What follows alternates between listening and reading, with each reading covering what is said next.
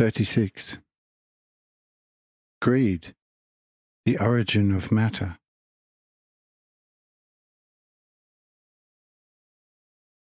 The Lord. If you look a little closer at this process, it will truly not be difficult for you to recognize in all right depth of truth where the weed on the pure field of life is coming from. Everything which is called the world and matter is something which is wrong and inevitably always opposing the true, spiritual order out of God, since originally it had to be placed as a counter-impulse into the enlivened, well-formed idea, placed outside of God as individual beings to awaken their free will, and should therefore be seen as the true weed on the only true and spiritual pure field of life.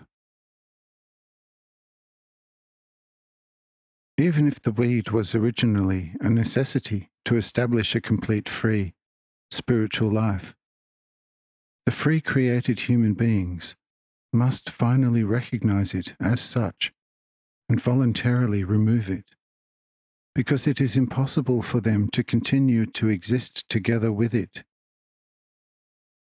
It is a necessary means for a purpose, but can never become one with the purpose itself.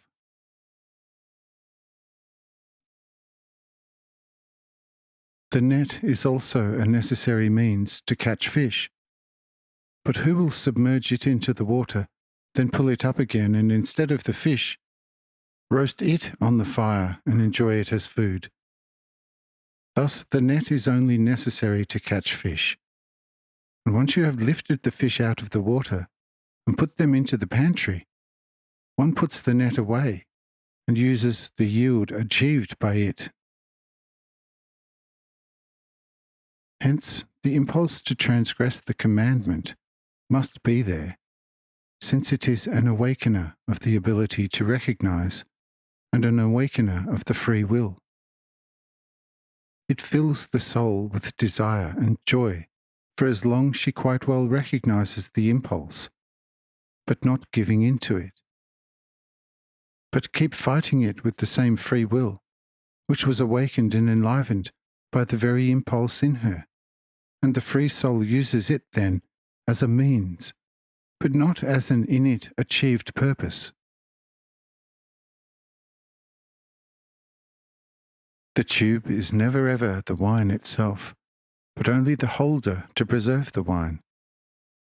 But who would be so stupid to bite into the tube and damage it because of its attractive smell, since he knows to just open the tube at the right place to get the pure wine out of the tube? The weed, or the impulse to transgress the law, is therefore something subordinated, and may never ever become the main objective. Whoever makes the subordinated the main objective resembles a fool who wants to feed himself with the pots in which the good food is cooked, and throws the food away. But of what does this weed consist, and through which decomposed life should it be fertilized? What name does therefore carry this counter-legal impulse which was placed into the enlivened forms?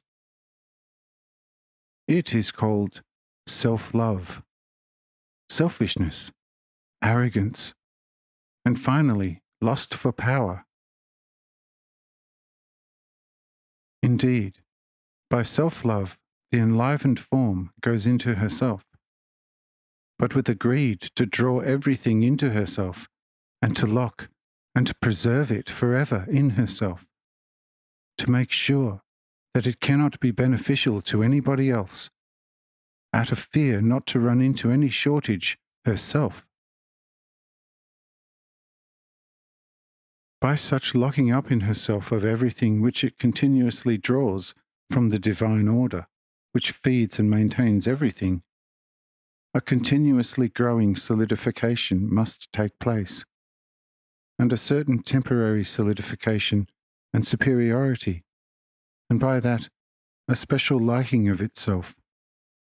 And this is, in the full true sense of the word and meaning, selfishness, which it feels as something very weighty, and tries to elevate with all strength, power, and all available means above every other being. And even if it is in the most worst manner. If selfishness has achieved what it wants, it rises above everything which is similar to her, and looks, so to speak, delight drunkenly, and with disdain down on everything. And this is what one calls haughtiness. Therein is already a lot of matter, but a complete field full of the most worse weed. But haughtiness is in itself of the biggest discontent, because it still makes the observation that still not everything serves it as he wants it.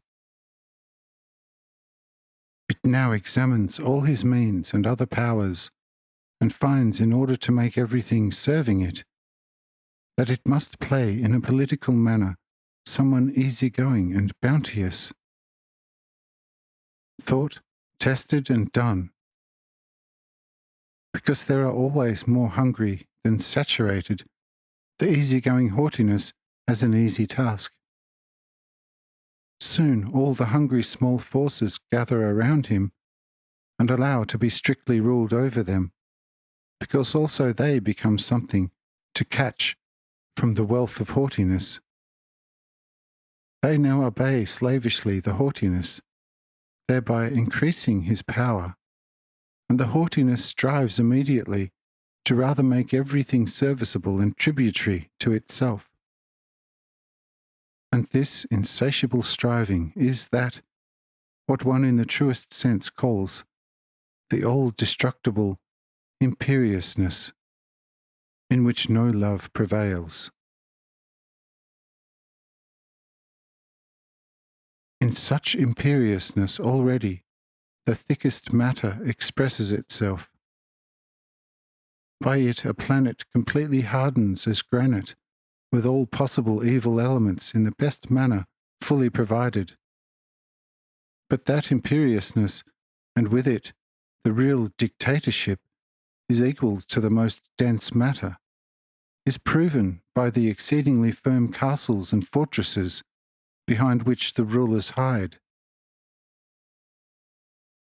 The walls have to be a few fathoms thick and equipped with strong fighters, so that nobody dares to penetrate the coarsest matter and to limit the ruler in his most arrogant rest. Woe the weak who dares to touch only one stone of the ruler's fortress. He soon will be crushed and destroyed. I do not refer here to the rulers and regents, which were placed as pillars by the order of God, to decrease imperiousness of each individual person, and to keep upright meekness and modesty of love and patience. Since those by God placed regents of the nations must be that what they are, and cannot be different, as they have been driven and guided by the will of the Almighty God to improve the nations. Here is only meant the general imperiousness of every individual spirit and person, and is shown what it actually is in itself. Yes, there were in fact rulers which can be called evil tyrants. They have risen out of the nation, rebelled against the rulers which were placed by God, like once Absalom against his own father David. Such rulers are not placed by God, but by themselves, and are therefore evil and a real weed, and corresponding forms of the most thickest matter. But you, my Cyrenius, and your emperor are not like that, but that according to my will, what you are, although still heathens. But to me, you are as heathens, more pleasing than many kings, which are supposed to be guides of the children of God, were true bodily and even more spiritual murderers of them. Therefore, the old thrones and crowns and sceptres are forever taken away from them, and the responsibility given to you, most wise heathens. I necessarily make here this addition, that you, my Cyrenius, should not think as if you and your nephew would be sitting as a usurer on the imperious throne before me. And now further with our consideration about the weed on the good field.